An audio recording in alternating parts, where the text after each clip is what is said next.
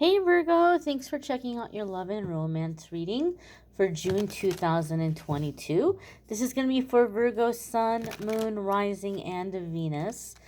You might stumble upon this video a year from now, 6 months from now. You're going to see it whenever you're meant to see it, whenever it's time to hear the messages that are in it. Keep in mind, this is a general reading for the collective. Not every single message is going to resonate, and that's okay. You may need a private reading. We're going to connect here and see what's coming up for Virgo, Sun, Moon, Rising, and Venus, and see what messages we have coming up for you all. We're going to move you just a little bit closer here. And the first card is the Hierophant. Getting serious here, Virgo. So this is a major arcana card. Anytime the major arcana cards come up, it's something very significant. We're coming into a new chapter. We're coming into a defining moment. It's energy that's going to be around a while. When I'm doing a reading between two people and a major arcana card comes up, especially at the foundation, like as the first card, and this is just the way that I read. This is not like a tarot element. Different readers will see certain patterns and they develop their own style. But something I've realized over the years reading, for me in my readings, when the first card between two people is a major arcana card, it tells me that these are two people who have had many, many, many lifetimes together before. And you all have a contract. You all have an agreement that you're going to meet in this lifetime for a specific reason. Looking at the major arcana card, it tells me what that reason is, what the basis of the contract is. And so the Hierophant is commitment. It's also a card about ethics, morals, values, priorities, principles. So a lot of you Virgos are finally aligning with someone that has the same values, beliefs, principles, priorities, ethics, morals that you do. And because the Hierophant is here, a big lesson here that you all are meant to learn together is commitment. And maybe that is something you shied away from, or maybe it's something that you've been very, very, very like selective about. Okay. Some of us don't date casually. Some of us are very comfortable being single. We don't jump from relationship to relationship. And so some of you maybe have been like, there just hasn't been anybody to commit to. I'm not in a hurry to commit. Now, the other end of that spectrum, the other end of that energy can be somebody who's quite opposite. They may date a lot, but they may not take anybody seriously, right? So, at the heart of it, both people are in the same energy. They're just playing it out in a different way. So there could be something here where the two of you are coming together and being like, okay, all right, let's do this. Let's commit. Like serious commit, long-term commitment. Hierophant can also be seen as a marriage card. And maybe some of you had written getting married off. You've just written it off and it's like surprise, all of a sudden it's clicking. All of a sudden it's falling into place. This can indicate that some of you may be dealing with a Taurus, because the Hierophant card is associated with the astrological sign of Taurus. Some of you could be dealing with Taurus or somebody with a significant Taurus placement. Maybe Taurus might not be their sun sign. It could be their moon. It could be their rising. It could be their Venus. I don't like to get too hung up on the astrology of the cards for that reason. And some of you have heard me give the example. I was doing readings for a friend of mine quite often. And there was a Taurus in the situation, but the Taurus always showed up as the strength card, which is Leo, and they were a Leo moon, and they were coming into the situation very emotionally. So that person, over the time reading, I'd see the strength card and I knew it was the Taurus with the Leo moon. So sometimes it can get a little bit tricky. If there's no Taurus around, I don't want you to be confused or say, oh, well, Amethyst said Taurus, so I'm not going to give anybody the time of day if they're not a Taurus. It could be their moon, it could be their rising, it could be their Venus. They might not be a Taurus. It could just be the element of commitment. It could just simply be marriage for some of you. Now, some of you might be saying, well, how can I? This sounds wonderful, Amethyst, but there's nobody like this in sight right now. If you begin to make your decisions and choices and live your life um based on your beliefs and your priorities, the things that are near and dear to your heart that you value, you will align with this person quite effortlessly. If you're out doing the things that bring joy to your heart, if you're out doing the things that are meaningful to you, if you are spending time with people who share your beliefs and ethics and values, whether they be religious or political or environmental or whatever they might be, the things that are near and dear to your heart, that you have admiration for, that you value, you're going to align with someone who shares those values quite effortlessly. The next card that's coming up here for you is the moon. Okay, there could be a Pisces in the mix here. There could be a Cancer in the mix here. Again, because the moon is associated with the astrological sign of Pisces and Cancer. It's another major arcana card. Virgo, I'm just going to say chances are whatever is coming up here, even if you're in a long-term committed relationship already and you know that this person's not going anywhere, you're not going anywhere, you all are about to hit a new level of commitment.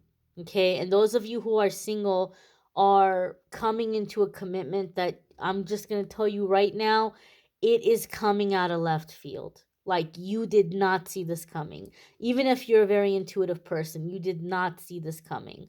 And so and the reason why I chuckle here is I have two major arcana cards back to back. So what this tells me, the way that I read, this is something coming in hot and fast. It's coming in very quickly. Okay. And so for me, major arcana cards coming in back to back are big changes in a short period of time. Something moving quickly, something happening quickly, something developing and evolving quickly. Now, the moon card can also tell us that you're going to have to unpack some vulnerability here. You're going to have to overcome some fear here. There could be a fear of commitment. And both of you may have this fear of commitment, but you may be deciding that you guys are going to see this through together because you're feeling pulled towards one another. You're feeling like you see a lot of similarities in one another. You're feeling very drawn to one another. And you might say, oh, no, Amethyst, I'm not the one with a fear of commitment. I'm a very loyal person. I've never cheated. Well, guess what? You can still have a fear of commitment. You could be the person who is like, well, I'm not going to waste my time. And you can be the person that is highly selective who you date. But why is that? Why are you so selective? You may have a fear of letting in the wrong person. You may have a fear of wasting your time. You may have a fear of letting the wrong person in. That's also a fear of commitment. And as I said, the other end of that spectrum could be somebody who's just willy-nilly left and right with this person and that person, whether they're physically intimate with them or not. They may just jump from person to person. And the other person is very guarded and doesn't let people in easily. But guess what? They both have a fear of commitment. And so some of you, there's this dynamic, and the two of you are soulmates. You're coming in together and you're learning commitment together. Okay, but both of you are going to have to overcome some fears here. Both of you are going to have to embrace some vulnerability here. um Virgo, I feel that there's something very interesting here. Normally, when I get like a sense of like emotional bonding, I get a strong maternal energy. And you would think with the moon, I would be feeling that maternal energy. But from the Hierophant, I'm feeling a strong paternal energy, a strong fatherly energy. And so I feel some of you may be stepping into your paternal energy, and that like just like that kind of gentleness. Some of you may be manifesting or attracting someone who has a strong paternal energy to them, a father type energy to them, even if they don't have children. There could be something very paternal about about this person, right? Sometimes we'll say somebody is very maternal, okay? Even if they don't have kids. I get that a lot, right? Um, and in my life, people tell me, "Oh, you're like you're such like a mom type," but I don't have kids at all. And for some reason, I feel like there's like a dad type energy in this. So I don't know, maybe this is something some of you have been manifesting. Maybe it's somebody that's complementing your energy. Maybe you're very mom like, maybe you're very maternal and you're calling in a very paternal energy. That could be the case for some of you, but for some reason I'm just getting strong paternal vibes here. Okay. Maybe for some of you, this is someone who's wanting to have a child with you, or you're wanting to have a child with somebody. I don't know if that's why I'm getting that vibe. I don't know what to make of it because it's the first time I've felt this energy coming into a reading. So I'll have to meditate on that. I'll leave it for you to decipher and feel that out for how that might resonate for you, the person hearing this. But I'm just going to mention that I feel that vibe here. The next card coming up here for Virgo is the Nine of Wands. So the Nine of Wands can be the that defensive energy. Remember how I said there's a fear of commitment here? I think on both ends, but now it's like it's happening. Like it's happening. And then the Moon card here is embracing that vulnerability. You might feel those fears coming to the surface. But something about the Hierophant with the Moon card makes me feel like this is happening. Like it or not, this is happening, right? Like it's here, and you're just gonna have to deal with it. But the Nine of Wands here is like that defensiveness, right? Like like you might be trying to fight it, or you might be trying to say, "Oh, but I'm scared." Oh, but I'm scared. But Nine of Wands comes in with a beautiful message. Every single one of these wands belongs to somebody who came at him and tried to take him down and, take what was his. And we see here that he won. He fought every single one of those people. He won. He took their wand away or their stick away, and he stuck it in the ground behind him as like this token of victory. He's not without injury. He's got that bandage around his head. So he's not without injury, but he's still alert. He's still standing, and he's got a whole lot of experience because he has fought 9 battles and he's won every single one of them. And every single one of them gave him a new tool and some experience. So Nine of Wands says, look, you don't need to be scared because there is absolutely positively nothing new under the sun anybody can throw at you. You've seen every lie. You've seen every dirty little trick. You've seen every manipulation, right? You've heard every story. You know what the red flags are. So you don't have to be scared. As long as you are allowing yourself to pay attention to the details and to be alert, you're not going to let in the wrong person. You're not going to make a wrong mistake or a bad mistake.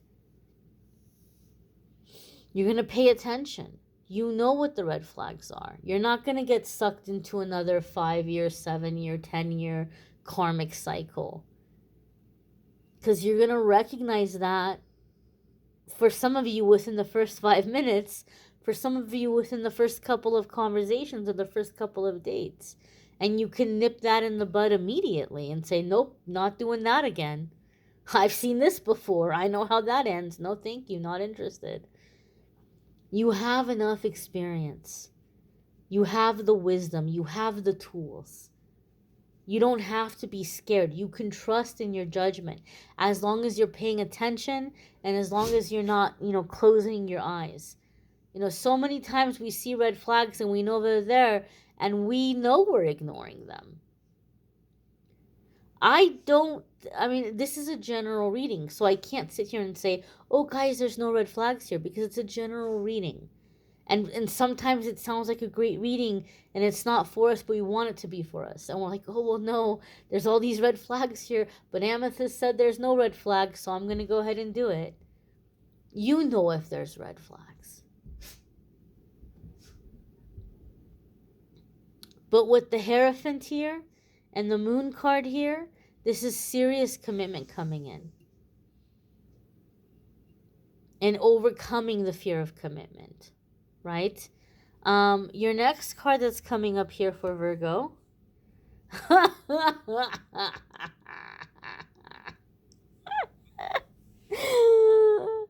Oh gosh, I can't even make this stuff up. Is the Hermit.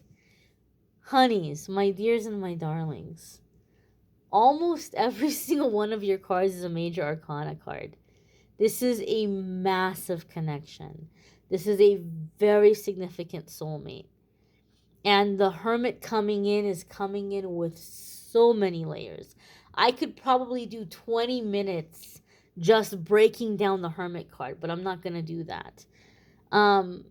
First and foremost, the Hermit card is your card. It's the card of Virgo. So when I'm reading for somebody and their major arcana card comes up, it's telling me that this whole situation is directly connected to you coming into your power, you coming into your authenticity, you coming into your identity, and you living fully, unapologetically as who you are.